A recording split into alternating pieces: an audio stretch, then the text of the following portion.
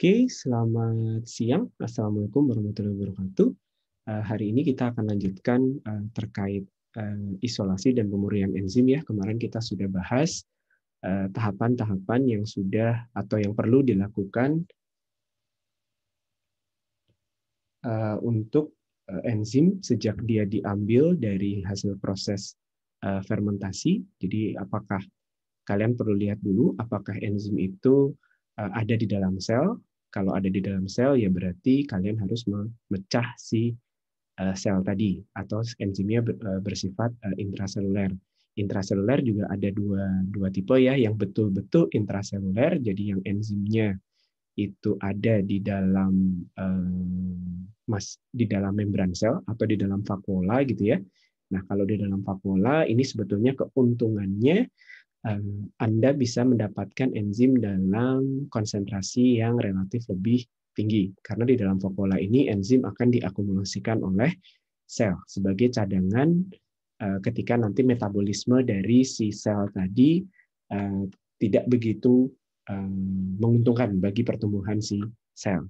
Tapi karena enzim yang diakumulasikan di dalam vakuola itu merupakan enzim yang enzim cadangan, jadi biasanya kondisi enzimnya adalah tidak aktif. Jadi tidak digunakan dalam metabolisme secara aktif, sehingga ketika Anda mengambil enzim yang sifatnya seperti ini, nanti di tahap isolasi atau di tahap selanjutnya Anda perlu melakukan yang namanya renaturasi atau pengaktifan enzim kembali. Nah, jenis lain dari enzim yang sifatnya intraseluler, jadi enzim itu kan ada yang intraseluler, ada yang ekstraseluler. Seluler. Nah, yang intra itu ada yang di dalam vakuola, ini banyak, tapi tidak aktif. Sementara kalau yang di dalam periplasma, ya, antara dinding sel dengan membran sel, ini relatif lebih sedikit tapi aktif. Kemudian, nah, untuk dua jenis enzim ini Anda perlu pecahkan dulu selnya.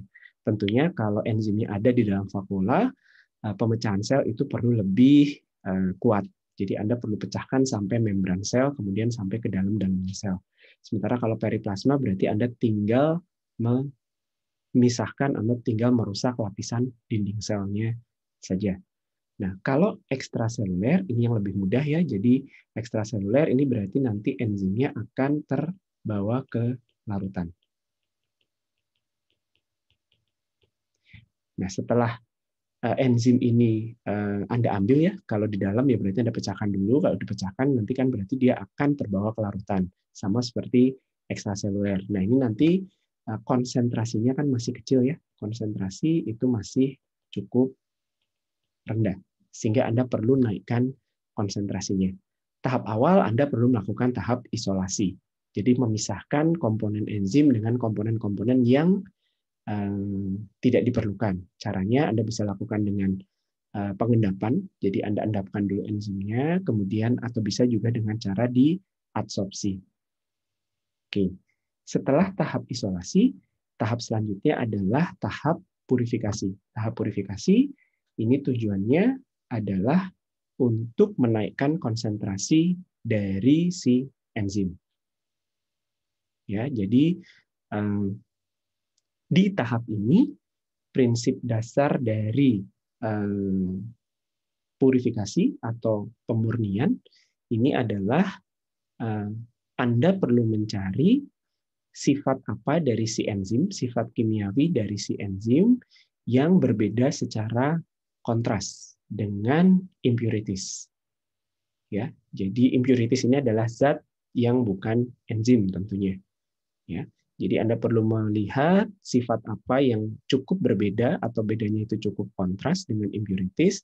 Nah, nanti pemisahannya akan berangkat dari situ.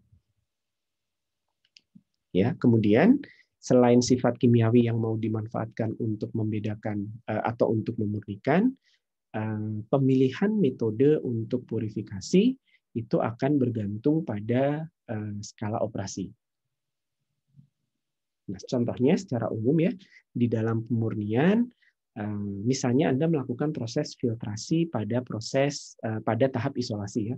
Jadi ketika isolasi Anda menggunakan filtrasi, nah karena filtrasi ini tidak cukup selektif ya, enzim itu akan bercampur dengan komponen-komponen lain selama komponen itu masih bisa dipisahkan oleh filter ya, sehingga nanti enzim kan merupakan protein ya. Protein itu berat molekulnya cukup besar, ukurannya juga cukup besar, sehingga setelah filtrasi itu biasanya enzim masih nyampur dengan protein yang non-enzim atau asam-asam nukleat yang lain.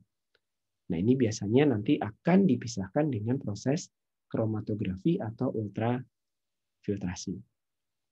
Kalau misalnya asam nukleat, ini nanti bisa juga dihidrolisis terlebih dahulu dengan chemical tertentu yang bisa memecah si asam nukleat tapi tidak memecah si enzim.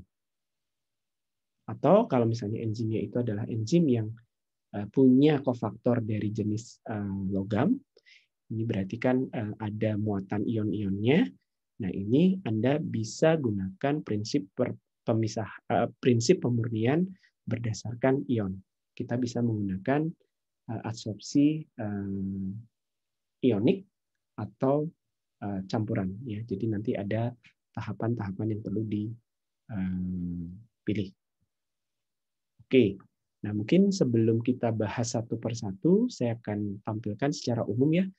Untuk purifikasi enzim, ini sebetulnya videonya adalah purifikasi protein, tapi akan mirip sekali dengan purifikasi enzim. Unit operasi apa saja yang bisa digunakan.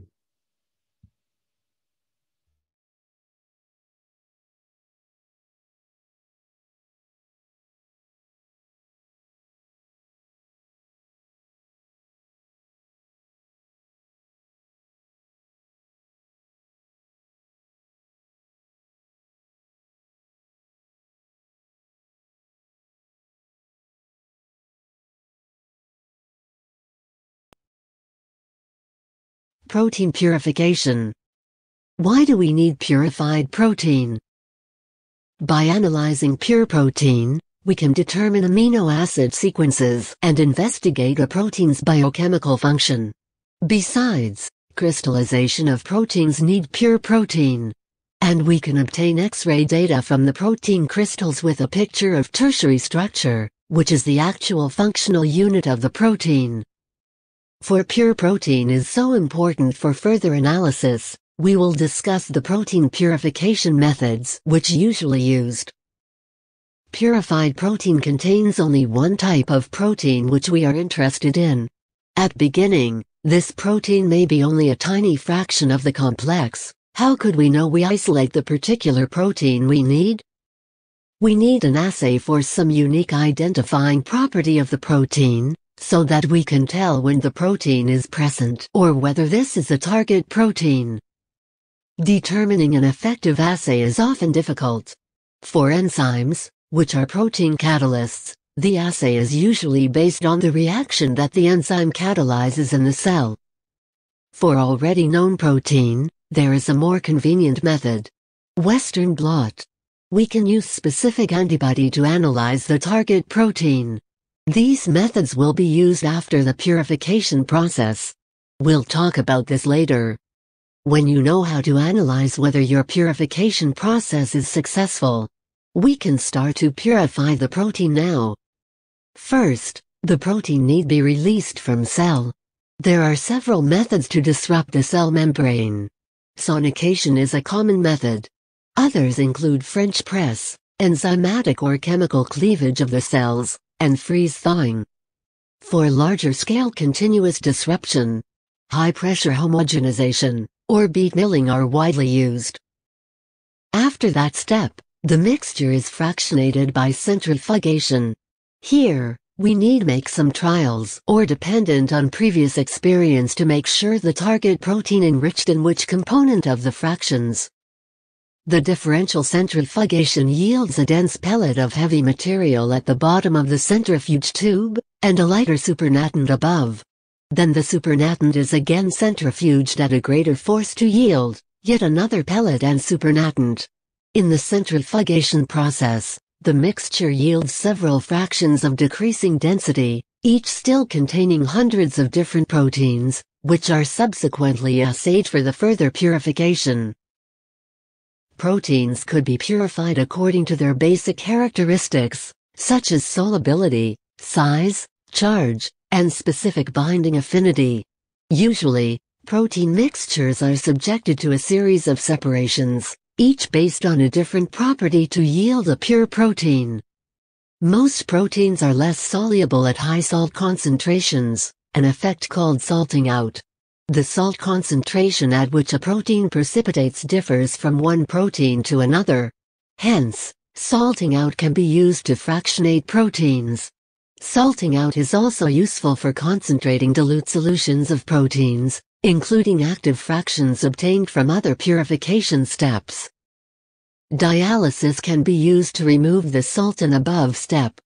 Proteins can be separated from small molecules by dialysis through a semi-permeable membrane, such as a cellulose membrane with pores. Proteins have greater dimensions than the pore diameter and are retained inside the dialysis, whereas smaller molecules and ions traverse outside the bag through the pore.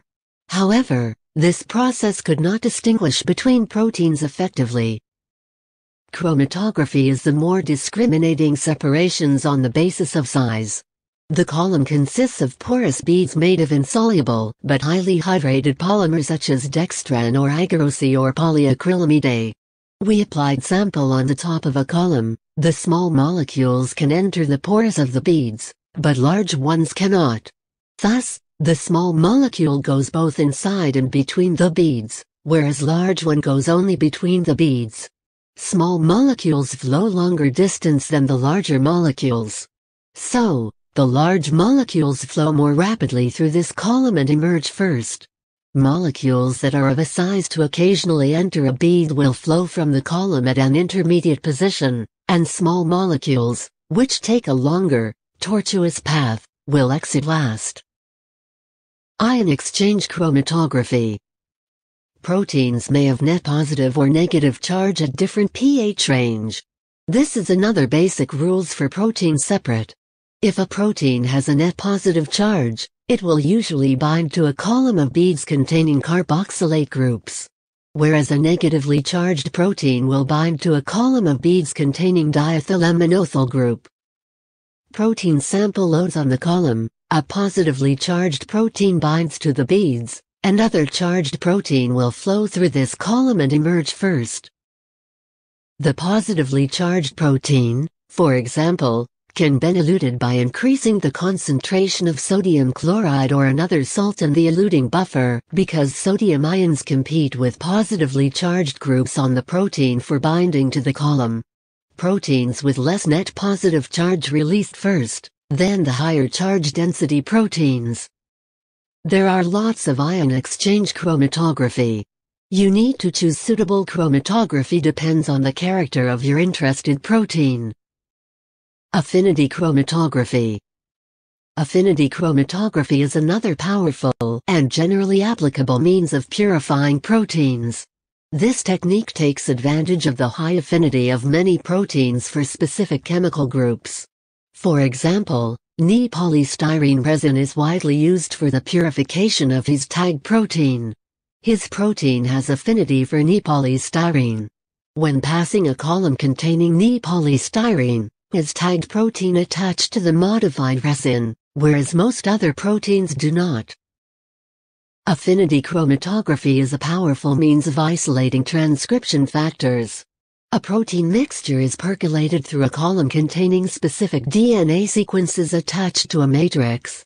Proteins with a high affinity for the sequence will bind and be retained. After that, the transcription factor could be washed by high concentration salt solution.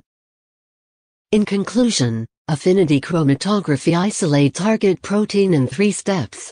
Firstly, attaching the chemical group which could affinity with target protein to the column. Secondly, loading the sample into the column, and let the target protein affinity with chemical group. Thirdly, eluting the target protein by high concentration salt solution or other method to decrease binding affinity. High pressure liquid chromatography.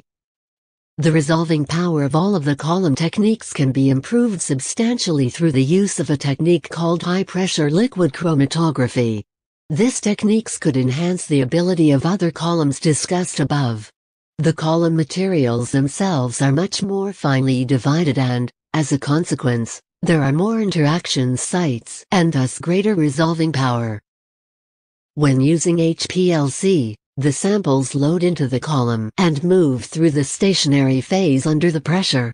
For different material have different affinity with stationary phase, the objects leave the column in different time. The detector obtains various peak signal and each peak represents a different kind of compound. After comparing analysis of these signals, we will know the material contained in the sample. The net result is high resolution as well as rapid separation. After all the purification steps, how could we know our purification scheme is effective? Apart from specific activity rises in each purification step.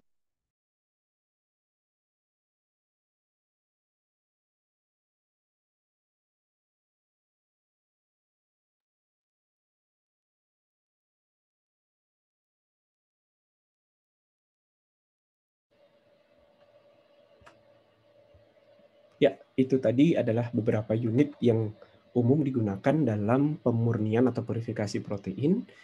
Jadi secara umum alat yang digunakan itu adalah kromatografi. Ini prinsip dasarnya adalah pemisahan dari senyawa dari suatu senyawa dipisahkan dengan senyawa yang lain karena ketika campuran senyawa-senyawa ini ya, enzim yang bercampur dengan impurities ini ditambahkan senyawa lain atau yang kita sebut dengan mobile phase gitu. Yang kita sebut dengan mobile phase. Nah, kemampuan berpindah atau kemampuan migrasi dari si enzim dengan kemampuan migrasi dari si impurities ini itu beda. Nah, sehingga nanti enzim itu bisa dipisahkan dari impurities. Nah, kemudian kromatografi itu juga ada yang dilengkapi dengan yang namanya adsorben ya sebagai stationary phase. Ini juga bisa berfungsi sebagai penahan aliran dari si mobile phase.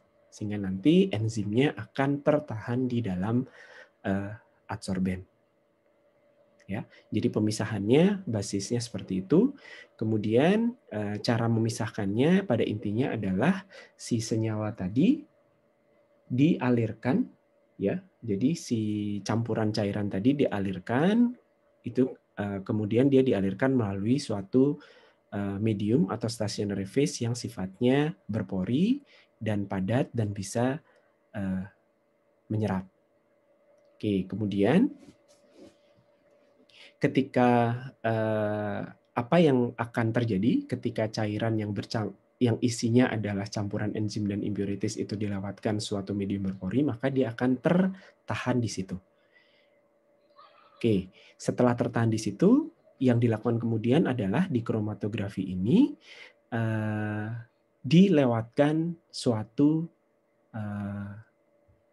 cairan lain yang kita sebut dengan mobile phase, ya.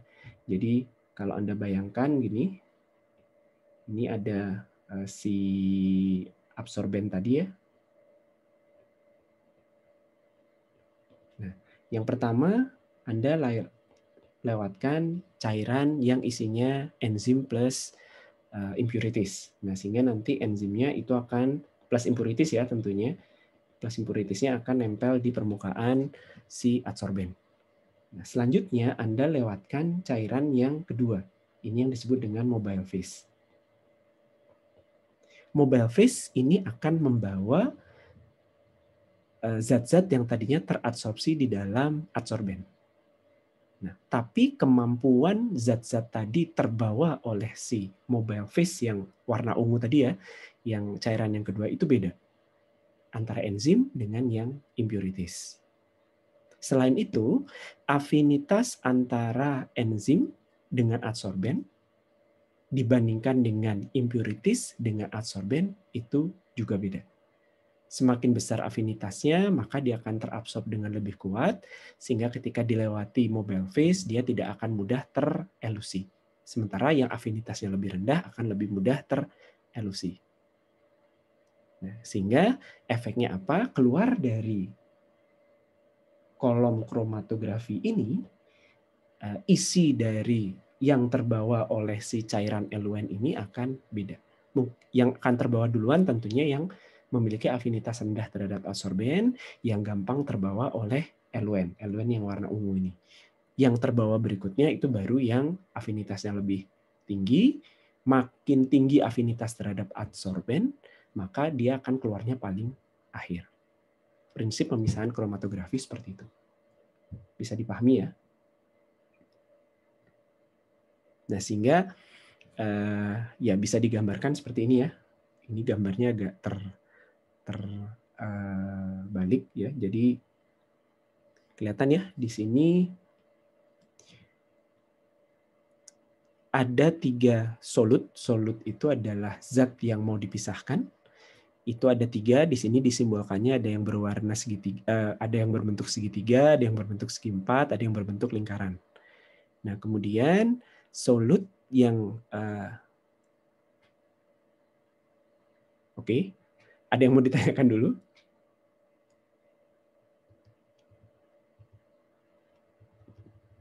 Suara saya terdengar jelas tidak?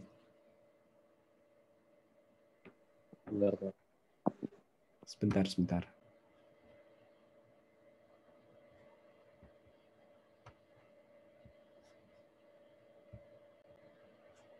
Oke, sekarang lebih jelas nggak? Atau sama aja?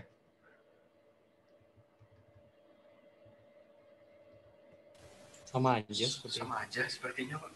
Oke, saya salah ngeklik yang settingan mic. Oke, lanjutkan ya. Jadi intinya adalah solut ini tadinya dalam satu larutan, nyampur gitu ya.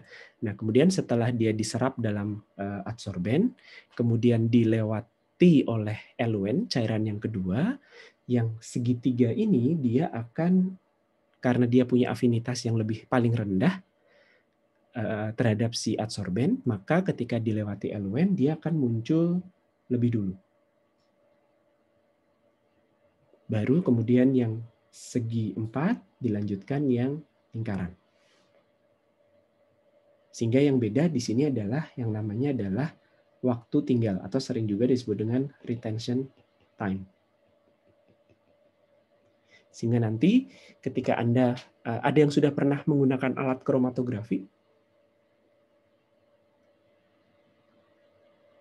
Sudah paham semua, Pak. Oke, berarti sudah paham lah ya. Jadi di kromatografi pada dasarnya nanti yang Anda lihat adalah retention time. Oke. Stationary phase-nya ini bisa macam-macam ya, bisa berupa adsorben, bisa berupa membran. Nah, yang ini yang saya jelaskan tadi ini adalah metode atau kromatografi dengan mode operasi elution kromatografi, yaitu dengan cara larutan yang isinya campuran masukin ke dalam kolom, kemudian dilanjutkan dengan pelarut. Sehingga nanti laju migrasi relatif ya, kemampuan zat terlarut atau si solut tadi ikut aliran pelarut itu akan menjadi pembeda dan akan menjadi faktor yang akan memisahkan komponen-komponen zat terlarut tadi.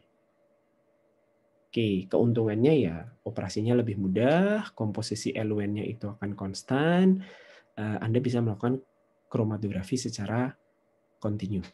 Kekurangannya, Anda punya kapasitas adsorben yang terbatas, kemudian terjadi pengenceran zat terlarut ya, karena Anda menggunakan eluen tadi.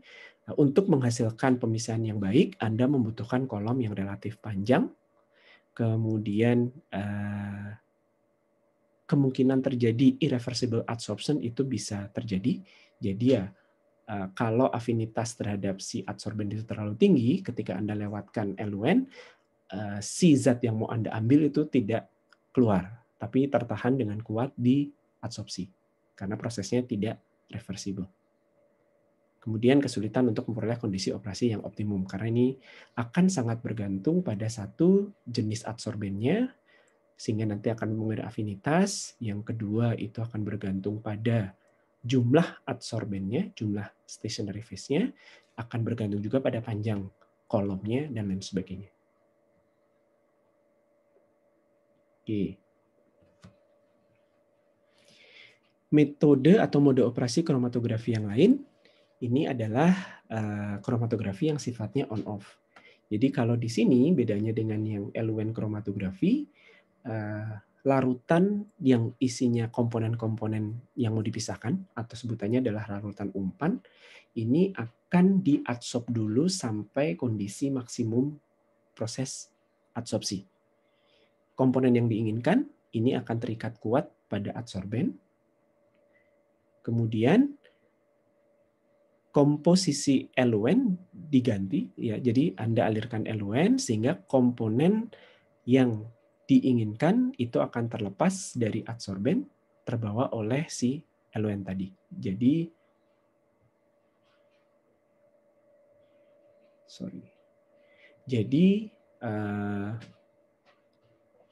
ditunggu dulu sampai proses adsorpsinya sampai maksimum. Nah, di sini keuntungannya adalah Anda bisa menggunakan adsorben dengan kapasitas yang lebih tinggi, konsentrasi produknya tentunya bisa dapat lebih tinggi, Anda bisa mendapatkan kondisi operasi yang lebih baik, ya. Kebutuhan kolomnya itu lebih pendek dan lebih reproducible. Oke, kekurangannya Anda tidak bisa lakukan secara kontinu. Karena harus ditunggu dulu sampai kesetimbangan, ya. Kemudian kan intinya Anda mengadsorpsi sampai maksimum, tercapai kesetimbangan, adsorbennya sudah tidak bisa nyerap lagi, kemudian ketika Anda lewatkan eluent, itu baru nanti si komponennya akan terbawa. Oke, biasanya untuk metode on-off ini, sebelum mulai lagi proses kromatografinya, si kolom itu harus diregenerasi. Jadi Anda harus pastikan dulu yang ada di adsorben itu semua hilang lagi. Baru nanti proses kromatografinya bisa dijalankan kembali. Nah, secara umum kromatografi kolom ini ada dua jenis, ya. Ada yang namanya gas kromatografi atau GC, ada yang namanya liquid kromatografi atau LC. Nah, nanti dari macam-macam dari setiap jenis kromatografi ini ada beberapa jenis lagi, ya. Jadi ada yang kalau untuk yang liquid itu ada yang pakai basisnya liquid-liquid, ada yang liquid solid, kemudian ada yang ion exchange, ada yang size exclusion. Sementara kalau yang gas kromatografi ada yang gas liquid, ada yang gas solid. Nanti kita akan bahas beberapa. Nah, interaksinya secara umum ini adalah yang jenis-jenis interaksi kromatografi itu ada affinity kromatografi, ya. Jadi ini berdasarkan afinitas antara si solut dengan adsorbennya dengan stationary phase. Kemudian ion exchange itu berarti ada interaksi ionik. Kemudian ada yang hydrophobic interaction. Jadi biasanya ini terjadi kalau ada gugus-gugus nonpolar di dalam zat terlarut dan di adsorbennya. Kemudian ada yang berbasis ukuran, kita sebutnya adalah size exclusion. Kemudian ada yang reverse phase. Ya, penjelasan detailnya Anda bisa lihat di slide ini.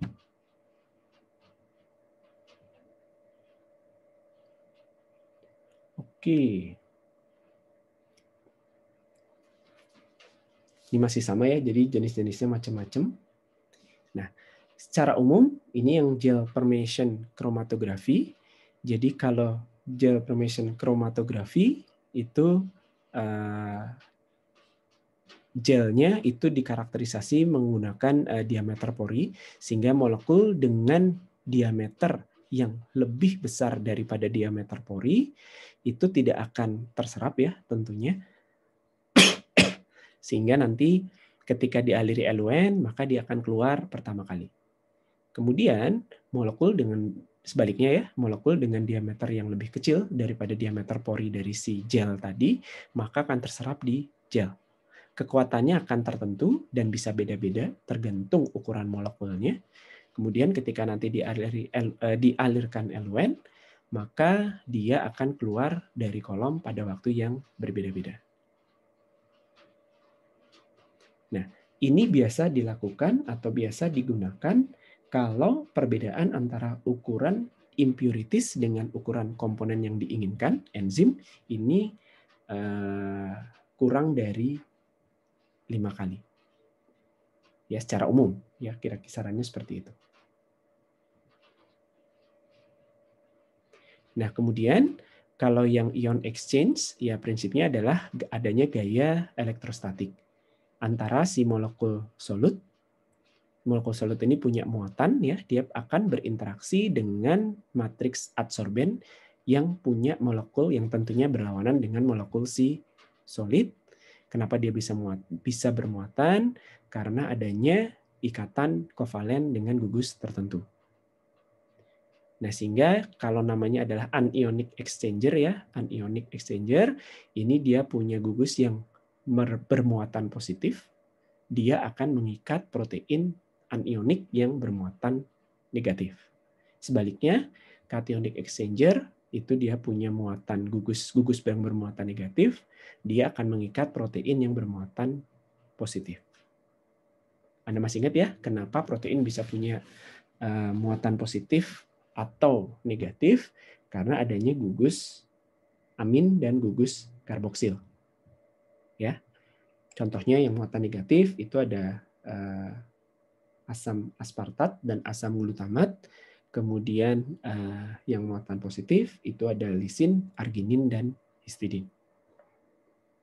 Nah, setelah si molekul-molekul enzim ini teradsorb di permukaan adsorben yang bermuatan, maka proses elusinya, ya, karena kan setelah diserap Anda harus mengelusi, prinsip kromatografi kan seperti itu. Maka elusinya ini adalah dengan menggunakan larutan buffer, larutan garam buffer. Ya, sehingga nanti buffer tahu ya, asam lemah plus garam, kemudian basa lemah plus garamnya.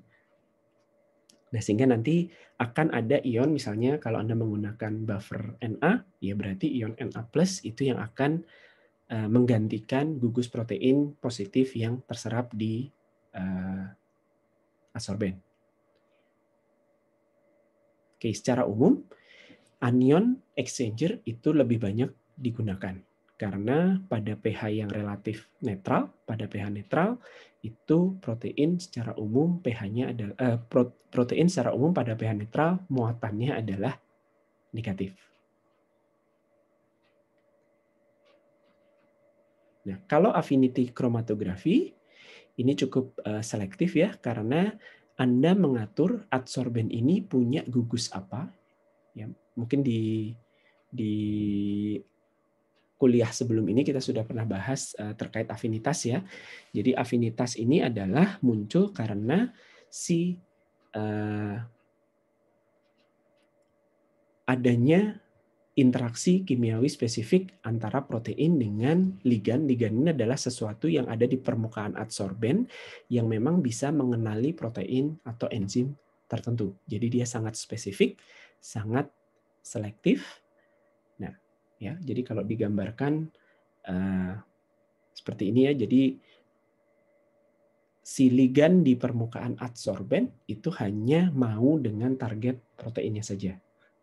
Selain itu dia nggak mau. Ya, jadi jauh lebih selektif daripada yang hanya berdasarkan ukuran maupun yang berdasarkan muatan. Nah, sehingga nanti ketika dibilas ya, proses elutionnya, pencucian atau elutionnya itu dilakukan tetap menggunakan buffer untuk menjaga pH ya, buffer tapi dengan komposisi tertentu yang nanti mirip dengan target protein dari si ligan, sehingga nanti ligannya bisa melepaskan ikatan dengan protein, kemudian dia akan mengikat molekul yang ada di dalam cairan pengelusi tadi. Oke, kemudian hydrophobic interaction. Asam amino itu punya sifat hidrofobik ya, karena ada ikatan nonpolar. Nah, sehingga adanya sifat hidrofobik ini dimanfaatkan di proses kromatografi. Artinya apa? Adsorbennya itu juga harus punya sifat hidrofobik. Sehingga nanti yang bisa diserap atau yang bisa diperangkap oleh adsorben ini adalah permukaan-permukaan yang sifatnya hidrofobik, termasuk si asam amino. Oke, dari sini dulu ada yang mau ditanyakan?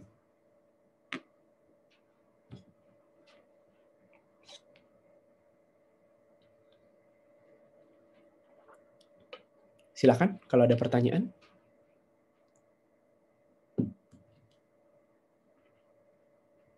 Oke, kalau tidak ada, kita lanjutkan ya.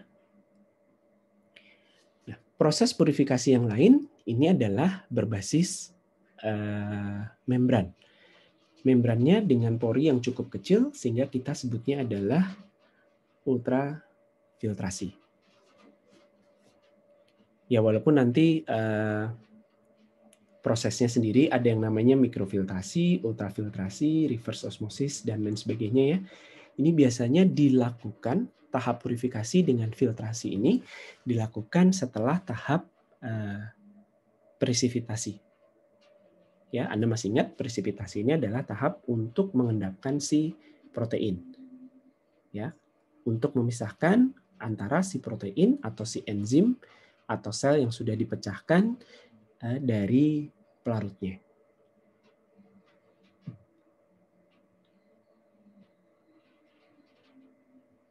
Oke.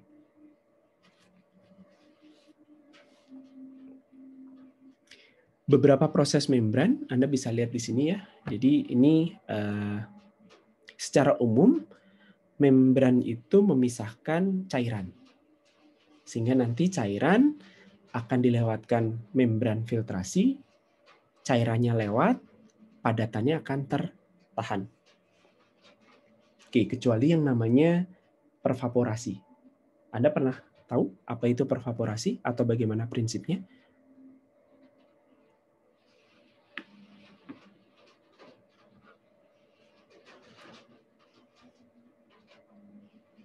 Fahrio ada 16083. Ya, ada, Pak. Ya. Pernah belajar atau pernah mendengar istilah pervaporasi? Jujur, kalau saya sih baru pertama kali nih, Pak. Cuman kalau vaporasi mungkin pernah dengar. Cuman pervaporasi itu saya nggak tahu malah, Pak. Oke, ada yang tahu? Ada yang bisa bantu? Saya taunya pervaporasi itu dia sejenis pemurnian dengan membran nggak sih, Pak? Iya, tapi prinsip kerjanya gimana? Kalau prinsipnya saya belum tahu sih, Pak. Ini semua memang berbasis membran. Semua berbasis membran. Hanya di sini Anda lihat ya, fase 1 itu adalah fase yang masuk, fase kedua itu adalah fase yang keluar dari membran, selain padatannya. Di pervaporasi, fase 2-nya adalah gas.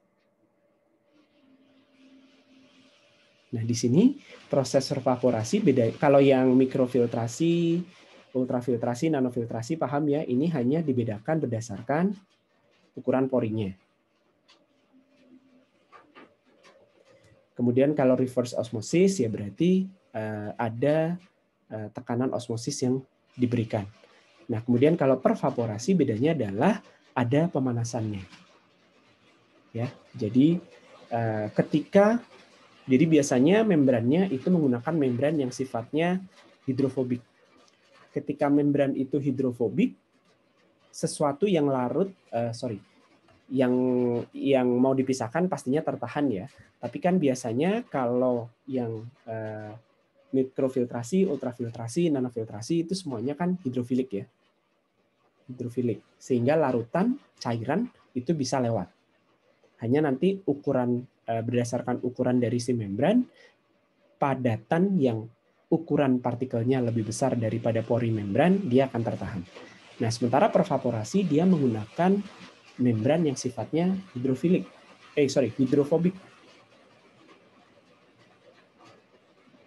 Biar cairannya itu bisa lewat bagaimana? Harus sebagai uap, sehingga dia diuapkan. Sehingga nanti yang padatannya tetap tertahan, tapi cairannya lewat sebagai uap. Oke, itu ya. Nah, selain itu juga ada yang dialisis, elektrolisis. Nah, ini kalau yang sampai pervaporasi itu bisa pindah karena adanya beda tekanan ya. Delta P itu adalah beda tekan. Nah, kalau elektrolisis dan elektrodialisis ini adalah karena muatan atau lebih ke tegangan. Jadi Anda memberikan beda muatan atau beda tegangan sehingga nanti si komponen atau si cairan itu bisa pindah. Kemudian kalau dialisis itu driving force tahu ya, yang membuat si cairan itu bisa pindah. Nah, ini adalah beda konsentrasi. Yang umum digunakan dalam pemurnian enzim itu adalah proses mikro ultrafiltrasi maupun nanofiltrasi. Karena kalau pervaporasi dipanaskan itu ada kemungkinan enzimnya rusak. Oke. Dialisis ini adalah pemisahan dengan membran. Ini umumnya dilakukan untuk menghilangkan solut dengan berat molekul rendah. Contohnya adalah asam organik dan ion-ion anorganik. Oke, dilewatkannya, pemisahannya bagaimana? Dia dilewatkan dengan membran yang semi permeable. Sehingga nanti solut dengan BM berat molekul yang rendah ini akan mengalir ke sini. Yang konsentrasinya lebih rendah.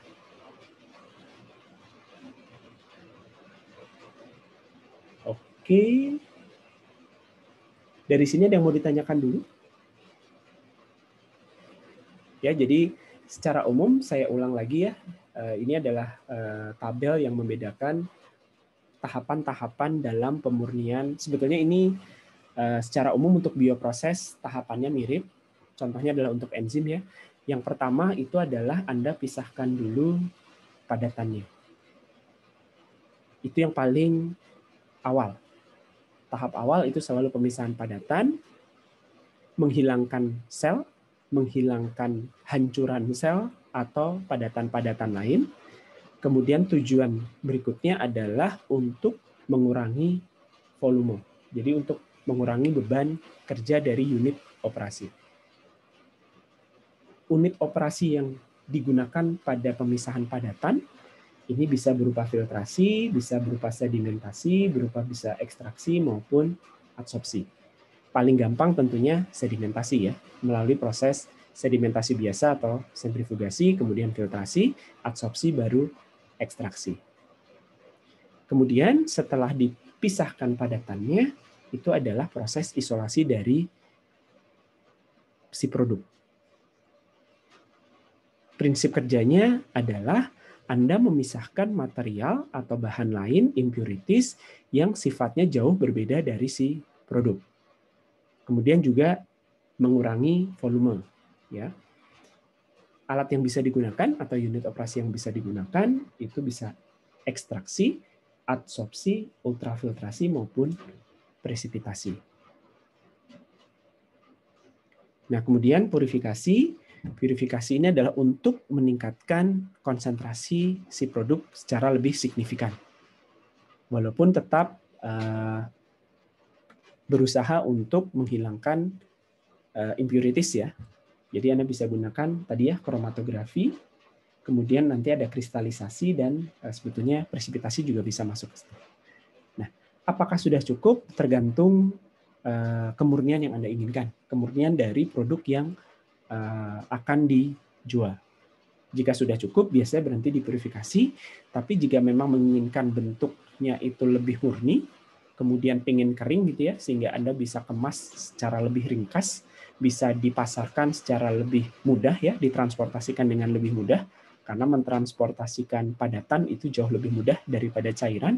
maka dilakukan tahap polishing. Ya, polishing ini tujuan utamanya biasanya adalah untuk mengeringkan dan mengubah menjadi struktur kristal. Sehingga nanti unit operasi yang dilakukan adalah pengeringan dan kristalisasi. Oke, sekarang kita masuk tahap terakhir yaitu polishing. Ini merupakan tahap akhir untuk meningkatkan kemurnian produk serta mendapatkan bentuk padat. Ya, secara umum polishing adalah untuk mendapatkan bentuk padat dan kemurniannya lebih tinggi lagi. Walaupun tidak selalu bisa dilakukan ya, jadi tidak semua bentuk akhirnya itu tidak semua bisa dipadatkan. Tergantung nanti sifat kimiawi dari si enzim yang mau didapatkan. Nah, secara umum tadi ya sudah disebutkan, unit operasinya adalah kristalisasi dan pengeringan. Nah, sebetulnya apa sih kristal itu? Ada yang pernah mendapatkan kuliah terkait kristalisasi?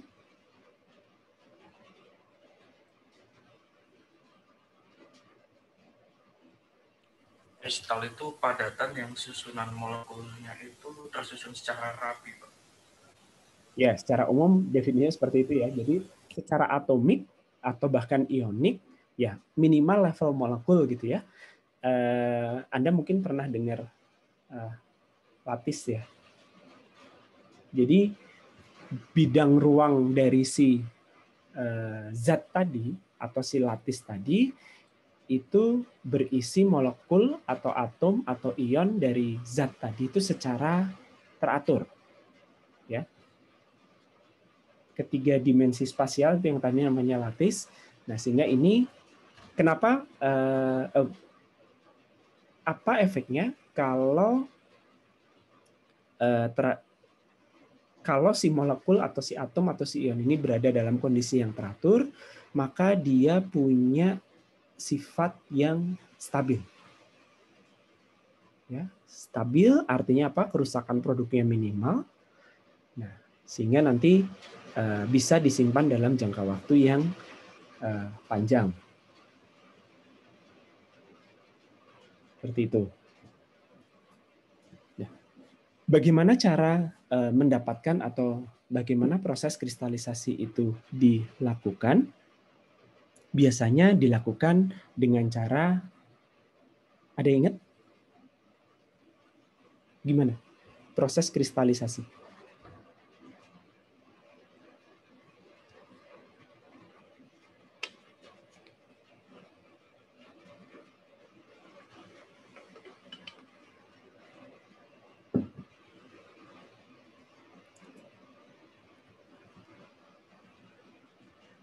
Kalian dapat kuliah terkait kristalisasi di kuliah apa?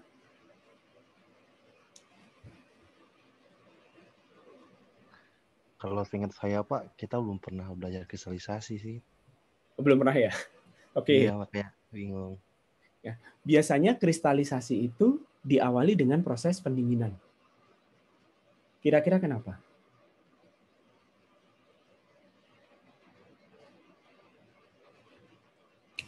Kalau didinginkan nanti ada molekul yang bernukleasi, Pak. Jadi nanti bakal memadat gitu.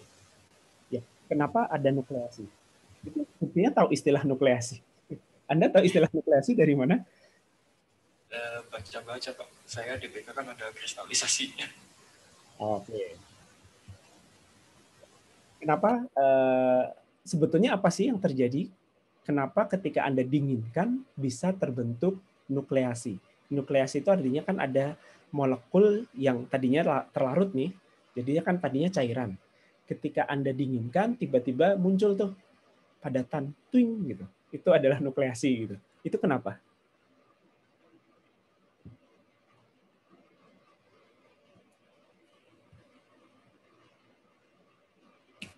Karena perubahan fasa, betul Pak. Kalau didinginkan kan secara termodinamika fasanya berubah. Ya, diagram fasa betul. Anda kan masih ingat ya, ada Gimana sih bentuknya? Gini ya. Ini solid, ini cair, ini gas. Betul ya? Ini temperatur, ini tekanan. Betul ya? Nah, tapi sebetulnya apa sih penjelasannya? Ketika Anda dinginkan suatu larutan, suatu cairan, apa yang berubah dari zat larut tadi? Kelarutan dari suatu zat larut, masih ingat ya, kelarutan itu akan berbanding lurus atau berbanding terbalik dengan temperatur. Untuk meningkatkan kelarutan suatu zat, Anda naikkan temperaturnya atau Anda turunkan temperaturnya? Dinaikkan, Pak. Dinaikkan, ya betul. Nah, sebaliknya kan, ketika Anda turunkan temperaturnya, maka kelarutan dari suatu zat itu akan turun. Kelarutan turun ya artinya dia makin susah larut. Makanya dia akan terbentuk padatan. Yang tadinya larut, dia menjadi tidak larut. Nah, dengan mengatur kecepatan penurunan temperatur ya, dan akan bergantung juga pada interaksi bergantung pada interaksi antara zat terlarut dengan solventnya, maka Anda bisa mengatur proses tadi menjadi padat atau nukleasinya. Kalau menjadi padatnya itu perlahan-lahan, kecil-kecil, itu yang disebut dengan nukleasi ya, nggak langsung ujuk-ujuk apa, tiba-tiba langsung jadi gede gitu ya. Maka kan nanti kan dia mulai kecil, kemudian akan makin banyak, padatannya akan makin kecil-kecil tapi banyak, terus nanti makin banyak, makin banyak. Nah, ini yang disebut dengan proses kristalisasi. Oke, setelah jadi padat, diapakan ya? Difiltrasi, itu aja ya. Atau diendapkan atau disentrifugasi juga bisa, tapi secara umum difiltrasi. Nah, dengan proses kristalisasi ini ya tadi transportasinya akan lebih mudah, penampilan produknya itu akan lebih baik, kemurniannya akan menjadi lebih tinggi ya, karena Anda berhasil menghilangkan sebagian besar dari air. Nah, kemudian pengemasan itu menjadi lebih mudah. Oke, ada yang mau ditanyakan dulu? Kira-kira proses kristalisasi seperti itu. Nah, kadang proses kristalisasi itu tidak bisa hanya semata-mata dengan mendinginkan saja. Didinginkan, enggak muncul nukleasinya tadi ya. Nukleasinya tidak muncul, tapi begitu didinginkan lagi, tahu-tahu ada yang mendap banyak dan tidak kristalin, atau kita sebutnya amorf. Nah, untuk membantu proses kristalisasi itu biasanya ditambahkan yang namanya seed atau bibit ya. Jadi zat yang sama, zat yang Anda ingin dapatkan dalam kondisi padat, itu Anda tambahkan ke dalam larutan yang didinginkan tadi, fungsinya apa? Adalah untuk memancing proses kristalisasi. Jadi butuh dipancing dulu pakai seed ini. Oke, secara umum proses kristalisasi itu kondisinya ditentukannya dari empiris. Jadi coba-coba dari hasil eksperimen ya, karena memang akan sangat bergantung pada interaksi zat terlarut dengan larutannya. Diagram fasa, proses kinetika itu secara umum tidak ada, karena ini memang sangat-sangat state of art, bukan state of art. Jadi sangat-sangat ya itu tadi ya, sangat-sangat eksperimental sekali, sangat-sangat empirik sekali. Kemudian kenapa data-data termo dan data kinetika secara spesifik itu tidak ada? Ini karena interaksinya itu cukup kompleks. Jadi ada perpindahan massa, perpindahan panas, ini secara simultan ya. Sistemnya juga kan multifasa, ada cairan, ada padatan. Di dalam cairan itu komponennya macam-macam, sehingga multikomponen. Dan juga akan sangat dipengaruhi oleh, selain interaksi antara zat terlarut dengan molekul dari pelarutnya, itu juga akan sangat dipengaruhi oleh komponen-komponen yang lain. Impurities-nya itu apa saja. Nah, sehingga proses pengendaliannya memang empirik ya. Jadi kalau di pabrik, proses kristalisasi ini memang sangat empirik sekali. Jadi memang harus dicoba dan itu nanti ada resepnya gitu ya. Pabrik ini kristalisasinya kondisinya seperti ini. Bergantung juga pada bentuk wadahnya, bentuk alatnya. Oke. Ya, tadi ini 2 poin terakhir ini sebenarnya tadi sudah dijelaskan ya. Jadi ada yang namanya kondisi saturation. Saturation itu adalah ketika zat terlarut itu mencapai kondisi maksimal untuk bisa larut. Ya, itu namanya saturation atau jenuh. Jadi maksimal bisa larutnya itu adalah kondisi jenuh. Dengan menurunkan temperatur, sebetulnya Anda menurunkan batas saturation-nya.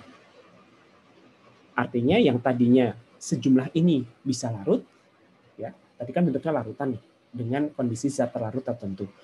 Ini harusnya bisa larut. Kenapa? Karena batas saturation-nya belum tercapai. Ketika Anda dinginkan, batas saturation-nya turun, dia menjadi tidak larut dan berubah menjadi padatan kristal. Ya, sehingga kristal itu akan terbentuk saat dia sudah melewati garis kesetimbangan. Maksudnya sudah melewati batas saturation.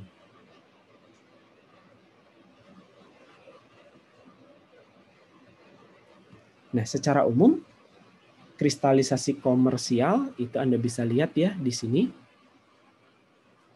Umumnya prosesnya adalah continue.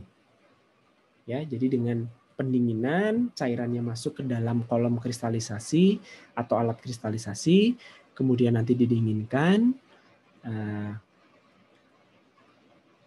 nanti dia akan berjalan gitu ya, sambil berjalan nanti nukleasinya akan terjadi, padatannya akan terbentuk, kemudian makanya di bagian bawah secara umum bentuknya adalah begini kan ya. Ini untuk menampung padatan-padatan yang terbentuk, biar mudah diendapkan dan mudah dipisahkan.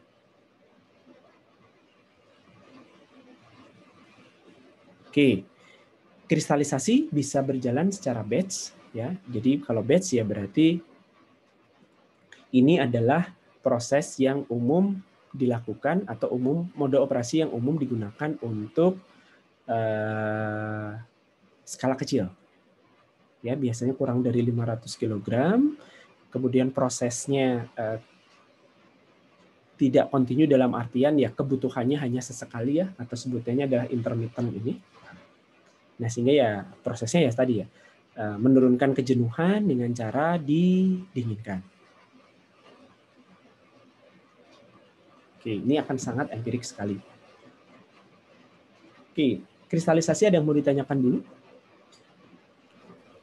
Pak, berarti kalau prinsip kerjanya kristalisasi berdasarkan tingkat kejenuhan, berarti dengan pengurangan solvennya juga bisa? Kalau dengan pengurangan solvent, itu nanti masuknya ke proses evaporasi. Oke. Tidak. Tapi dengan evaporasi, nah ini memang uniknya adalah dengan pendinginan itu kan terbentuk padatan, ya terbentuk padatan karena kejenuhan dari zat terlarut itu menurun ya, sehingga terbentuk padatan. Nah, terbentuknya padatan ini memungkinkan bentuknya adalah kristal. Tapi beda dengan evaporasi. Ketika evaporasi, Anda kan menguapkan pelarut. Sebetulnya intinya sama. Anda menurunkan batas saturation tadi. Tapi yang satu adalah dari sisi zat terlarut ini, kelarutannya diturunkan dengan pendinginan. Yang evaporasi itu adalah pelarutnya Anda kurangi. Kalau Anda kurangi pelarutnya, ya batas kelarutannya akan turun kan ya. Nah, cuman biasanya dengan pengeringan itu prosesnya tidak menjadi kristal. Bedanya di situ. Jadi evaporasi Anda bisa dapat padatan, betul. Ya walaupun bisa ada yang kristalnya, tapi proses kristalisasi itu lebih umum dilakukan kalau memang Anda menginginkan derajat, istilahnya kan derajat kristalinitas ya. Derajat kristalinitas yang tinggi, ini umumnya dilakukan dengan menurunkan temperatur. Evaporasi tetap dapat kristal, tapi campuran kristal dengan amorfnya itu relatif lebih nyampur dibandingkan dengan pendinginan. Walaupun bisa, Makasih, Pak. Ya, walaupun bisa dua-duanya, betul. Pak mau nanya? Ya. Berarti dia perlu ini ya Pak? Dia sistemnya kayak kinetika reaksi, berarti perlu waktu yang dibutuhkan untuk dia menjadi kristal itu biasanya ada retention time-nya gitu nggak sih Pak? Atau harus by eksperimen di setiap bahan itu bisa beda? Atau gimana Pak? Ya, betul. Ada retention. Ada waktu, bukan waktu tinggal ya, waktu sampai tercapainya kondisi nukleasi kan ya. Nah, ini yang tadi disampaikan. Tidak ada aturan bakunya. Karena selain bergantung pada pelarutnya apa dan zatnya apa, itu akan sangat bergantung pada wadahnya seperti apa. Tapi betul, ada waktu minimum yang diperlukan sampai nanti terbentuk kristal yang pertama kali. Atau si nukleasinya terbentuk itu ada waktu minimum. Betul, ada. Tapi nanti begitu konsentrasi awal beda gitu ya, nanti waktu itu akan sangat beda. Akan bisa berubah. Tidak linear maksudnya. Baik Pak, terima kasih Pak. Oke, ada lagi? Pak mau nanya. Ya, silakan. Berarti Pak, kan ada crystallizer yang bentuknya pakai pengadu kan Pak. Jadi itu kalau secara singkat nanti kan feednya masuk dari atas. Biasanya dia misalnya pakai pendingin coil kan berarti dari tengah gitu Pak. Itu Pak pas pengaduk Pak nanti padatannya terbentuk di tengah-tengah itu Pak atau gimana Pak? Kalau misalnya batch kayak Kalau batch ya. Kayak misalnya di batch tank gitu biasa Pak. Ya, kalau Anda lakukan kristalisi batch yang sederhana ya, biasanya itu kan hanya gelas kimia yang berisi larutan, terus diaduk pakai magnetic stirrer, kemudian didinginkan ya. Nanti ya nukleusnya itu akan terbentuk di dalam situ.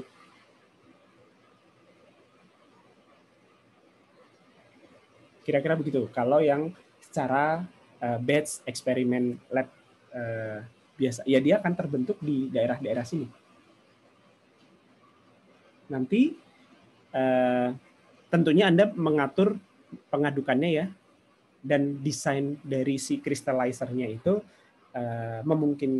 memang didesain untuk memungkinkan begitu terbentuk endapan, maka endapannya itu bisa mudah untuk ke bawah, karena kan densitasnya sudah beda ya. Begitu sudah terbentuk endapan, biasanya pengadukannya diatur, penempatan pengaduk juga perlu diatur, sehingga nanti endapan yang terbentuk itu bisa jatuh ke bawah, walaupun di bagian atasnya dia diaduk.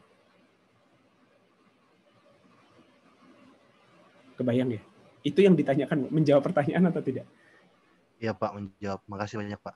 Kira-kira seperti itu. Kalau batch begitu. Nah, yang continue, nah ini memang yang lebih kompleks karena kan ada aliran terus-terus ya. Ada aliran mengalir, kemudian sambil mengalir didinginkan, kemudian sambil si cairannya itu dingin, dia akan terbentuk kristal, tapi si cairannya ngalir terus gitu ya. Jadi ini memang desain crystallizernya memang cukup kompleks. Nanti biasanya di beberapa tempat itu ada penahannya. Jadi memang di bagian dari crystallizer yang nantinya akan terbentuk padatan kristal, itu nanti akan ada penahan-penahan si kristalnya. Sehingga nanti kristalnya bisa mudah untuk dipisahkan. Seperti itu.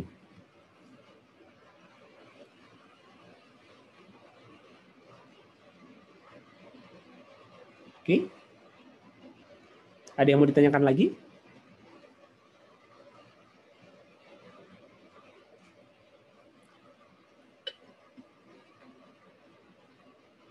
Oke. Kalau tidak ada, tahap terakhir dari polishing itu adalah pengeringan, ya. Jadi pengeringan, jadi fungsinya adalah lebih untuk mengurangi jumlah kadar air atau si pelarutnya, sehingga nanti konsentrasinya kan akan naik secara signifikan. Oke, fungsi pengeringan itu adalah menstabilkan si produk, menjaga aktivitas, dan kalau memang diperlukan Anda bisa memperoleh kembali si pelarut. Kenapa harus diperoleh kembali? Ya untuk digunakan untuk proses ekstraksi kah atau ke yang lain. Anda sudah pernah belajar pengeringan di kuliah yang lain?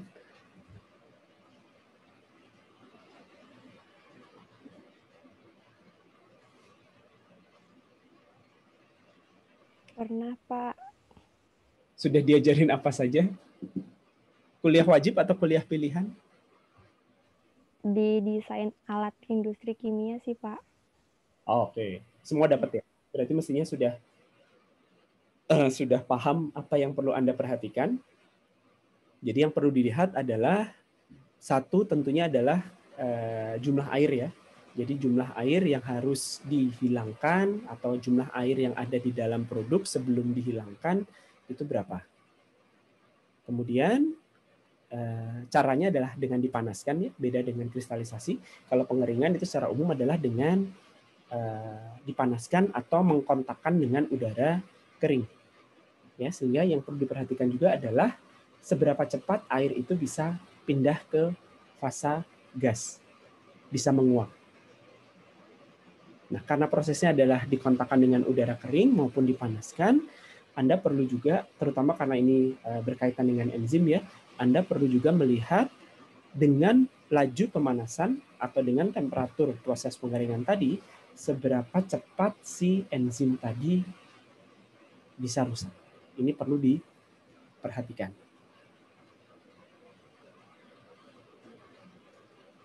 Nah, Anda masih ingat ya, kalau sel atau apapun lah ya, enzim juga protein ya, materi biologis, itu punya yang namanya air bebas dan air terikat. Oke, air bebas itu adanya di mana? Air bebas itu adalah kalau di sel itu adalah ruang antara sel, ya. Kemudian di dalam pori-pori, presipitat itu ya. Nah, sifat dari air bebas ini sama dengan bulk water atau air di larutan. Sifatnya apa? Ya, densitasnya, viskositasnya, kapasitas panasnya, dan lain sebagainya. Oke, air bebas itu dapat mengalir di antara partikel padatan ya. Dalam partikel padatan itu bisa mengalir, bisa ditarik ke permukaan melalui gaya kapilaritas, dan termasuk sifat tekanan uapnya itu sama dengan bulk water. Oke, karena sifatnya sama, ketika Anda uapkan, ketika Anda keringkan, maka yang akan menguap lebih dulu itu adalah air bebas. Ya, jadi penguapan itu akan diawali dengan hilangnya si air bebas. Karena sifatnya sama dengan cairannya, bulk cairannya, ya Anda bisa gunakan informasi bulk cairannya itu apa, pelarutnya apa. Kalau air ya berarti densitas air berapa, viskositasnya berapa, kapasitas panasnya untuk mengatur proses penguapannya. Ya, Anda bisa ngeset laju penguapan, temperatur gitu ya. Ini dari sifat si bulk water. Dan dia yang akan cepat hilang. Ya, ini data-datanya ada. Anda bisa prediksikan. Yang susah itu adalah air terikat. Ya, terdapat di dalam sel, jumlahnya akan lebih banyak daripada air bebas. Sifatnya itu beda dengan bulk water. Tekanan uapnya lebih rendah. Oke. Kalor penguapannya lebih tinggi. Jadi artinya Anda makanya ketika Anda pas belajar pengeringan pernah mendapatkan profil persen air atau moisture terhadap waktu ya. Jadi yang begini terus begini. Ya nggak? Pernah lihat kurva seperti ini nggak? Pernah, Pak. Ya. Jadi di sini itu adalah batas di mana air bebasnya sudah minimal atau hilang. Jadi kenapa profilnya landai atau bahkan lurus gitu ya? Karena lebih susah untuk menghilangkan si air terikat. Nah, ini yang perlu Anda perhatikan, bagaimana profil air bebas dan air terikat dalam suatu bahan, atau di sini konteksnya adalah enzim ya, ketika Anda mau keringkan. Ya, kalau Anda paksakan terus, oke, ini mungkin kalau T-nya diperpanjang terus ya, turun. Tapi apa yang terjadi? Yang mau Anda keringkan itu materialnya bisa rusak. Nah, itu yang harus diperhatikan. Nah, alatnya sendiri, kalau perhitungan saya nggak sampaikan ya, jadi mungkin nanti pas kuliah unit operasi kalian akan lebih dapat itu. Kalau sudah pernah dapat kuliah itu, tolong dicek lagi persamaan-persamaannya. Nah, alatnya sendiri secara simpel, satu adalah yang sederhana, itu adalah bentuknya tray atau nampan gitu ya. Jadi di dalam ini pernah dengar ya, oven dryer mungkin ya, atau shelf dryer.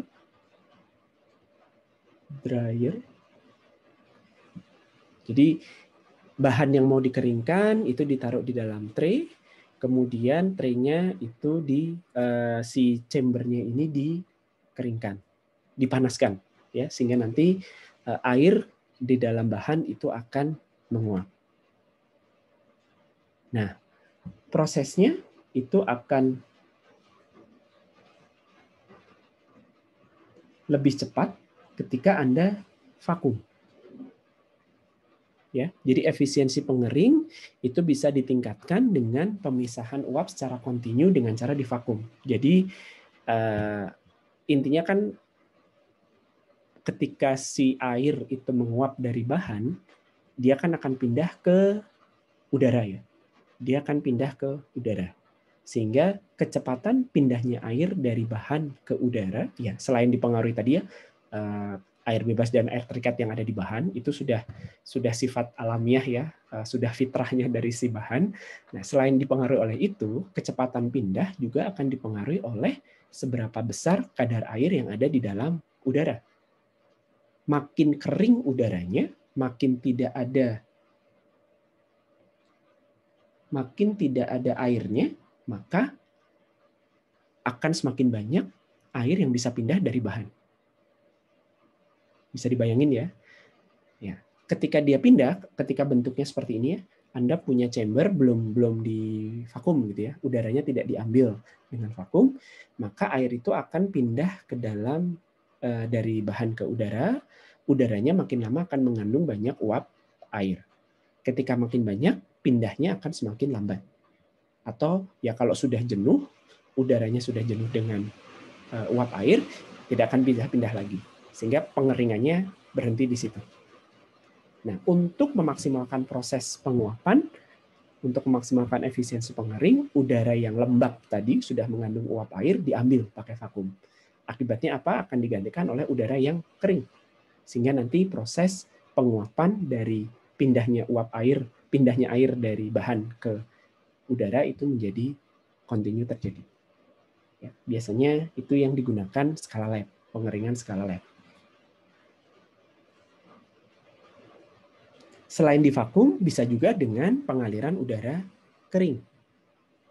Ya, jadi yang dialirkan ke dalam. Jadi selain chambernya ini dipanaskan, Anda memasukkan udara kering atau pemanasannya adalah dengan cara melewatkan udara agak panas gitu ya dan kering ke dalam chamber.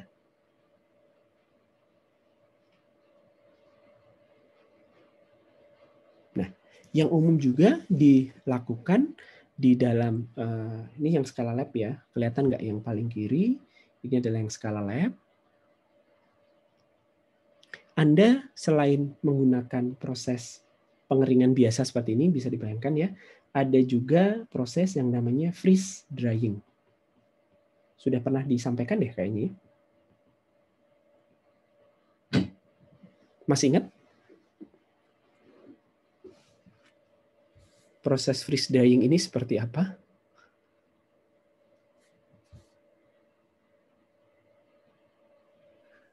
Saya lupa, Pak.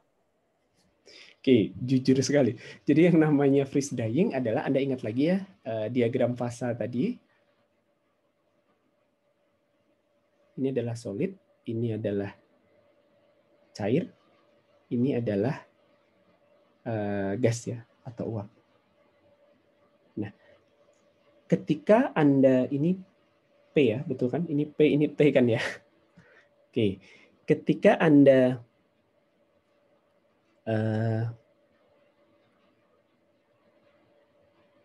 ingin ingin mengeringkan atau ingin mendapatkan padatan dari suatu cairan, Anda bisa melakukan yang namanya pemanasan, ya, yang dilakukan di proses evaporasi biasa di sini, di drying ini adalah pemanasan.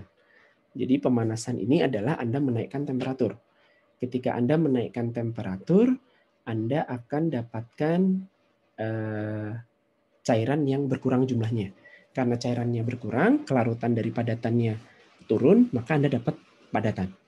Nah, apa kekurangan dari proses ini kalau Anda ingin mengeringkan bahan enzim misalnya? Masih ingat? Kan Anda harus memanaskan ya. Anda harus menguapkan si pelarut atau cairan.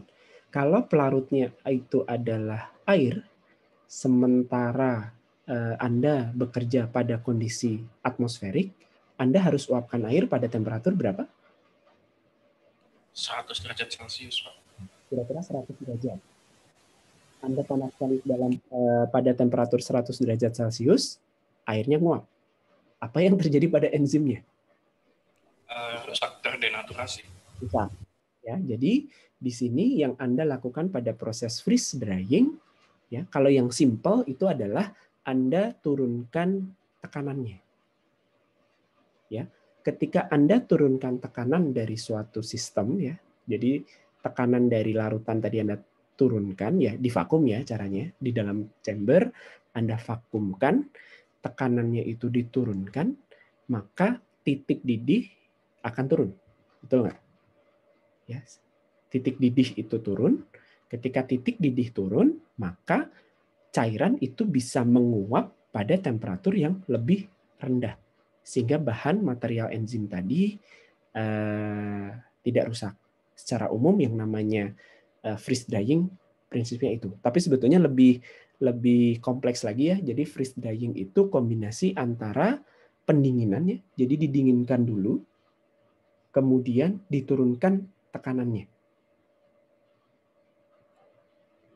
Ya, jadi kombinasi dari itu. Sehingga nanti Anda akan dapatkan padatan yang tidak rusak. Ya, jadi si enzimnya Anda dapatkan dalam kondisi padat, kemudian tetap oke, tidak terdenaturasi. Beda dengan pemanasan yang biasa. Oke, sistem lain yang biasa digunakan itu adalah rotary dryer. Rotary dryer itu ya namanya rotary ya, jadi ada alat yang berputar, kemudian dia divakum, bahan yang mau dikeringkan itu dilewatkan suatu pipa yang berputar gitu ya. Nanti pipa yang berputar ini dipanaskan, kemudian nanti divakum, sehingga nanti cairan ini akan menguap. Dengan bantuan vakum itu akan lebih mudah menguap ya. Kemudian nanti padatannya itu akan ya namanya padatan ya, memadat, sehingga dia nanti akan ngumpul di tepi-tepi rotary dryer tadi, terus nanti dia bisa diambil. Ada juga mungkin pernah melihat ya yang namanya spray dryer. Ada yang pakai alat ini untuk penelitian tugas akhirnya?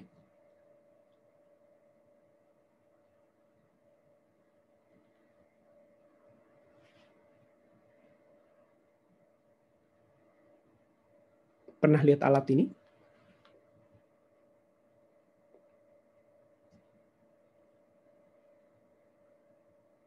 Diam semua. Oke. Saya belum sih, Pak. Jadi intinya adalah di sini dia punya dua inlet ya. Jadi satu itu adalah inlet untuk si feed-nya. Feed ini adalah si cairan yang mau diuapkan. Nah, masuk ke dalam bagian atas, ini nanti ada nozzle-nya. Ya, jadi ada nozzle-nya, kemudian fungsi nozzle atau sering juga disebut dengan atomizer ya. Ini adalah si cairan tadi dibuat dalam bentuk bubble atau si butiran-butiran cairan yang kecil-kecil.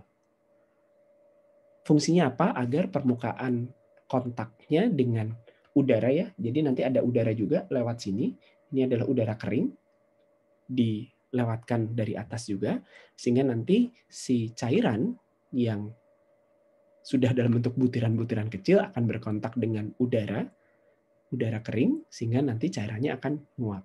Sehingga nanti tinggal padatan yang padat gitu ya, padatan yang kering. Ya, kenapa dikasih nozzle atau atomizer adalah untuk memberikan atau membuat menjadi butiran-butiran cairan sehingga nanti luas permukaannya itu besar, kontak dengan udara keringnya bagus, penguapannya bagus, nanti terbentuk padatan. Terus nanti padatan akan lari ke bawah, udaranya akan di-exhaust, diambil. Ini adalah prinsip kerja dari spray dryer. Sebentar, saya coba carikan kalau ada video yang bisa merepresentasikannya. Sebentar.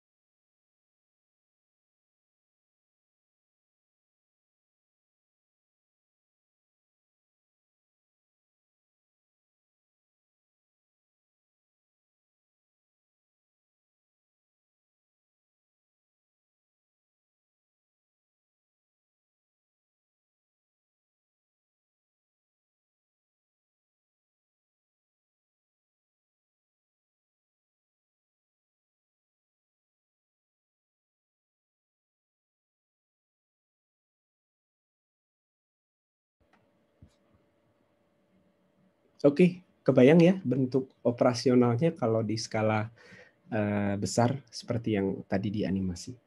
Oke, saya lanjutkan.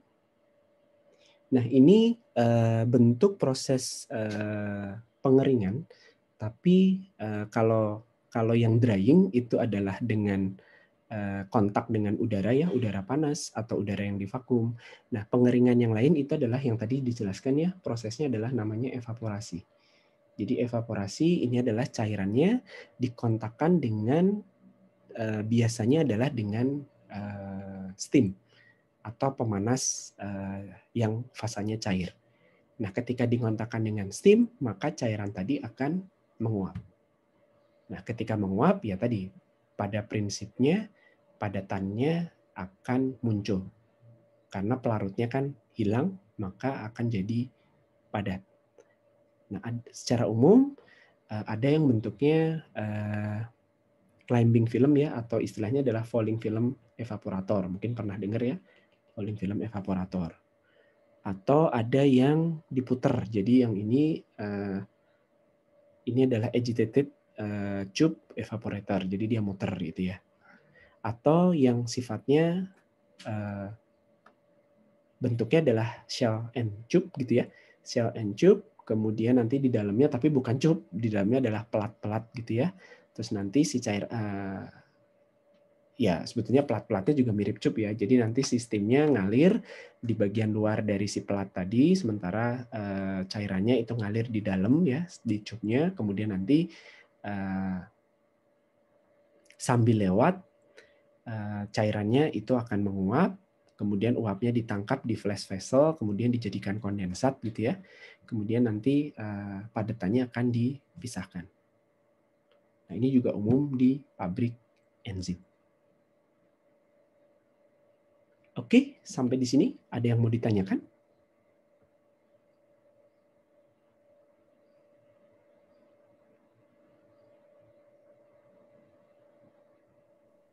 Mau nanya Pak? Ya, silakan. Apakah sebagian besar proses drying itu biasanya si cairannya itu di spray atau di partikelnya dibuat lebih kecil terlebih dahulu sebelum di spray, Pak? Makasih Pak.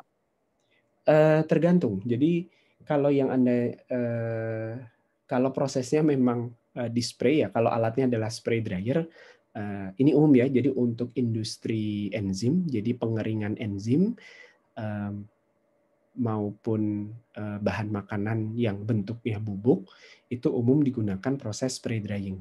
Jadi ini memang karena efisiensinya cukup tinggi, kemudian operasionalnya mudah ya. Anda tinggal spray ya, walaupun ya butuh apa ya, butuh unit operasi yang memang cukup kompleks seperti ini ya, tapi sebetulnya ini mudah dioperasikan.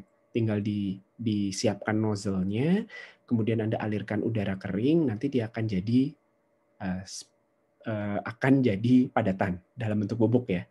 Nah, ini biasanya digunakan kalau memang kapasitas dari bahan yang mau diolah itu cukup tinggi. Ya, jadi memang banyak, volumenya besar, kapasitasnya besar, biasanya menggunakan sistem spray drying. Tapi kalau kecil, ini tergantung ya, kembali lagi tergantung interaksi antara si padatan dengan zat larut tadi. Kalau skala yang lebih kecil, Anda bisa gunakan tray drying. Jadi yang tray drying ini yang pakai proses pengeringan biasa. Nah, kalau skala kecil biasa pakai tray atau menggunakan freeze drying. Jadi ini lebih batch. Kalau freeze drying kan prosesnya batch ya.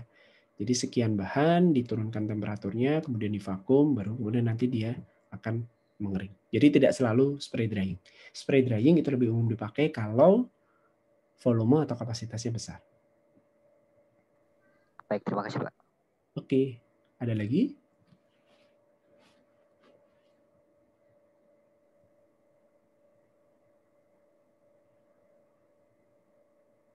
Apakah ada pertanyaan?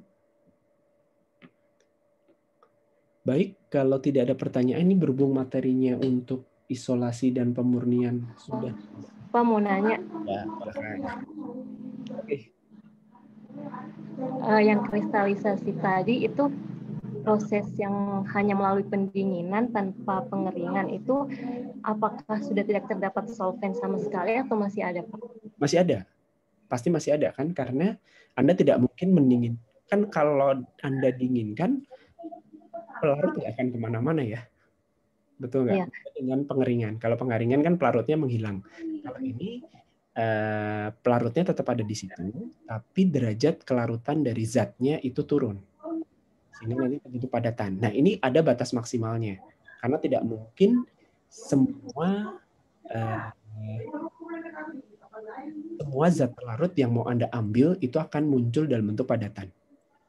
Jadi ada batas maksimal, batas kesetimbangan di mana kristalisasi terjadi. Nah, proses ini dilakukan kalau memang Anda menginginkan produk ada dalam susunan kristal. Sementara kalau yang penting produknya itu adalah kering, padat gitu ya. Yang penting produknya adalah padat, Anda ambil opsi pengeringan. Tentunya proses pengeringannya, cara mengeringkannya itu harus melihat ya tadi kondisi bahannya seperti apa. Jangan sampai rusak karena dikeringkan. Itu saja sih. Kalau memang produknya diinginkan dalam bentuk kristal, ya Anda harus ambil opsi kristalisasi. Tapi kristalisasi ini kan nggak hanya sekali jalan ya, karena ada batas kesetimbangannya kan ya, karena kelarutannya kan ya di dalam solvent itu pasti masih ada zat terlarutnya. Nah, makanya tadi ada proses penambahan seeding. Seeding itu adalah selain untuk mempercepat proses kristalisasi, itu adalah untuk memancing agar lebih banyak zat terlarut yang bisa menjadi padat. Kira-kira begitu. Kan tadi lagi Pak menanya, kan tadi proses kristalisasinya itu berdasarkan eksperimental ya waktunya. Ada cara ceknya nggak Pak? Ini udah sampai fase kristal atau masih fase amorf atau gimana Pak? Oh, kalau itu hanya baru bisa dicek setelah padatannya terbentuk. Jadi Anda mengambil sampel padatan yang ada, itu berapa derajat kristalinitasnya. Biasanya amorf itu lebih potensial terbentuk kalau pembentukan padatannya cepat. Jadi toto jadi padat, itu biasanya strukturnya akan lebih banyak amorfnya. Tapi kalau pelan-pelan, kecil-kecil, baru jadi besar gitu ya, atau jadi banyak padatannya, itu lebih ke kristalin. Tidak ada, saya pun tidak hafal ya, jadi tidak ada aturan baku, oh kalau zatnya ini, pelarutnya ini, itu harus dikristalisasi dengan laju pendinginan sekian, dengan waktu berapa lama gitu, rasanya tidak ada.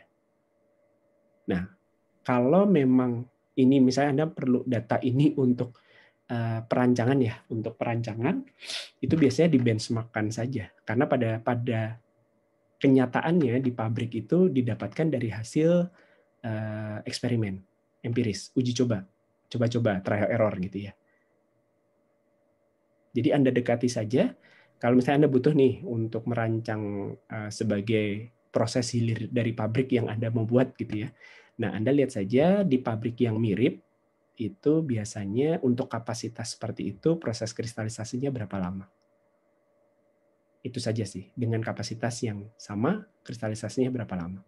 Kalau tidak ada bahan, kalau Anda nemu data untuk bahan yang sama persis, bagus, alhamdulillah gitu ya. Tapi kalau tidak ada, biasanya di benchmark-kan, ya, dikira-kira sih.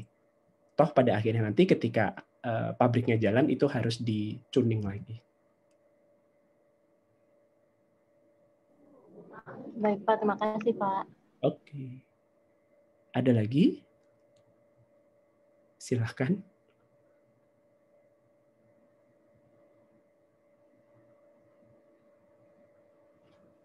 Oke, kalau tidak ada, sebentar ada yang mau saya tanyakan. Bisa nanya nggak Pak?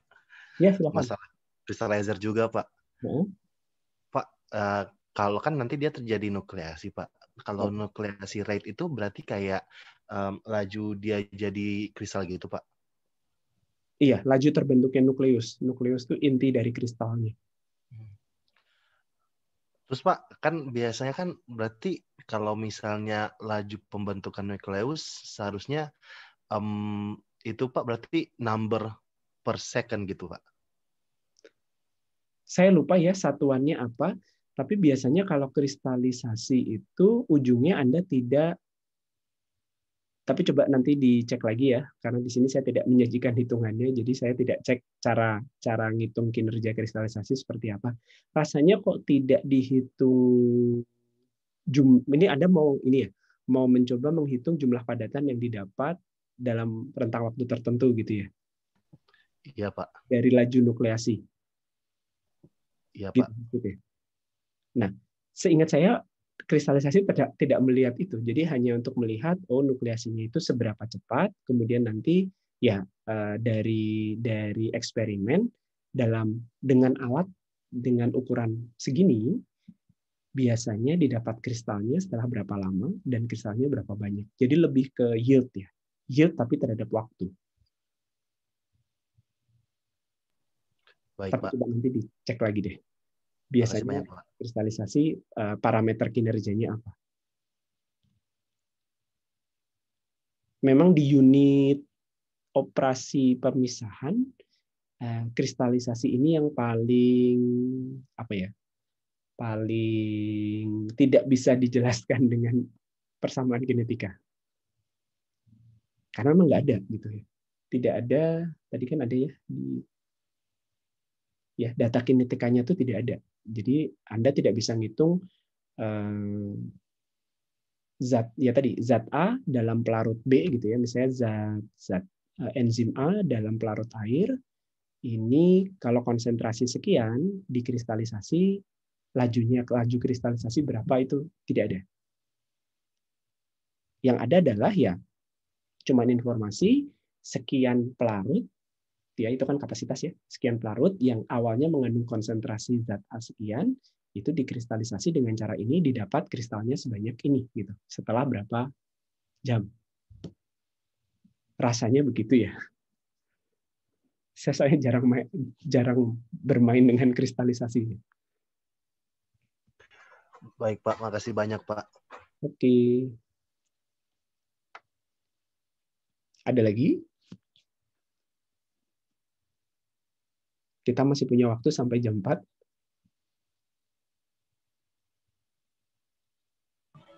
Bapak, maaf mau tanya lagi sedikit. Ya, silakan. Kalau untuk kristalisasi yang dimaksud di sini itu dia hampir mirip dengan presipitasi atau ada bedanya gitu, Pak? Kalau ya secara umum mirip, tapi kan presipitasi itu tidak hanya dengan pendinginan ya. Jadi kalau presipitasi itu biasanya digunakan, istilah ini lebih digunakan untuk membuat sesuatu yang betul, yang awalnya adalah cair jadi padat, tapi cara membentuk padatan itu bukan dengan pendinginan. Kan sudah dijelaskan ya, antara lain satu dengan ditambahkan zat lain. Zat lain itu sifatnya misalnya asam basa, sehingga bisa membentuk garam dengan si zat tadi. Kemudian garamnya akan ngendap. Atau ditambahkan koagulan ya, atau koagulasi flokulasi. Atau kemarin ditambahkan apa? Ditambahkan polimer gitu ya. Secara umum apa ya? Fenomena yang Anda lihat gitu mungkin sama. Jadi antara yang tadinya cairan awalnya kemudian tahu-tahu terbentuk padatan. Tapi kalau kristalisasi itu lebih ke memainkan kelarutannya. Tapi kalau presipitasi itu memainkan reaksi kimia antara si zat yang mau dipadatkan dengan tambahan zat lain. Beda. Jadi ini adalah dua istilah yang digunakan untuk proses yang beda. Walaupun secara penampakannya mirip. Dari cair atau ada padatan yang terbentuk. Cukup menjawab? Atau kalau iya Pak, udah. Cuman mau tanya lagi dikit. Silakan. Kalau untuk presipitasi yang mengkaitkan temperatur gitu Pak, misalkan kayak kan ada kondisi di mana kita mau ngendapin tapi temperaturnya harus rendah ya Pak. Itu apakah presipitasi dan kristalisasi terjadi di dalam satu proses itu atau beda lagi gitu Pak prosesnya? Bisa jadi sama. Jadi Sebenarnya ya balik lagi seperti pengeringan ya. Kalau presipitasi yang penting tujuannya adalah Anda dapat presipitat atau zat padatan. Ya, Anda tidak mungkin apa ya? Anda tidak memperdulikan nanti padatan ini sifatnya kristal atau enggak. Kristalisasi ini lebih repot karena Anda pengen dapatnya kristal. Kalau enggak kristal, tidak sesuai dengan peruntukan dari produk. Ya, contoh yang gampang apa? Gula. Ya, gula itu gula yang sukrosa ya, bukan gula yang glukosa. Itu kan sebetulnya ada tahap evaporasi dan ada tahap kristalisasi. Kalau Anda pernah belajar industri gula, ya, jadi di situ Anda memang perlu dapat kristal dari sukrosa. Caranya gimana? Ya dievaporasi dulu untuk mengurangi kelarutan dari si sukrosa. Tapi mengurangi Anda tidak bisa menguapkan semua pelarutnya. Jadi tetap Anda harus lakukan kristalisasi. Prosesnya mungkin terjadi dua-duanya. Jadi terbentuk padatan, padatan yang terbentuk mungkin kristal. Tapi sekali lagi ya, pendinginan kemudian terbentuk padatan, itu belum tentu terbentuknya adalah kristal. Karena ada sifat, ya bisa jadi bentuknya adalah amorf. Paham ya? Oh iya Pak, paham Pak. Terima kasih Pak. Kayak gitulah ya. Ya, makanya disebut ya kristalisasi ini empiris sekali karena prosesnya itu ya tadi ya ada perpindahan massa, perpindahan panas, kemudian sistemnya multifasa, multikomponen, termodinamikanya tidak stabil. Jadi walaupun dapat padatan belum tentu padatannya kristal. Jadi memang ada sequence apa? Ada tahapan yang memang baru ketahuan setelah dicoba gitu loh. Gimana tahapan itu bisa membentuk kristal. Tapi secara umum, ya tadi didinginkan, terbentuk nukleasi, kemudian nukleasinya semakin banyak, jadi kristal. Tapi tidak semudah hitung. Gitu. Oke. Ada lagi? Silahkan.